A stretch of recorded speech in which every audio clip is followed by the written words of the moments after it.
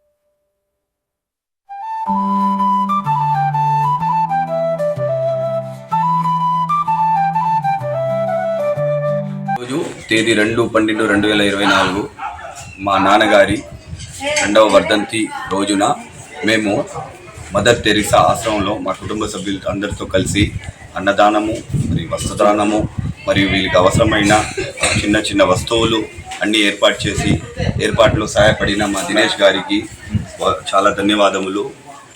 ఈ కార్యక్రమంలో మీతో పాటు ఎవరెవరు పాల్గొన్నారు? ఈ కార్యక్రమంలో మాతో పాటు మేమందరూ అన్నదమ్ములు, మా కుటుంబ సభ్యులు, దినేష్ గారు, ఈ ఫౌండేషను వాళ్ళందరూ మార్గదర్శి చూపించి మమ్మల్ని ఇక్కడ తీసుకువచ్చి మొత్తం చేపించినారు. ధన్యవాదాలు. మీకు గాని ఈ వీడియో నచ్చితే లైక్ చేయండి, షేర్ చేయండి, సబ్స్క్రైబ్ చేయండి. మరిన్ని వీడియోల కోసం గంట సింబల్ని ట్యాప్ చేయండి.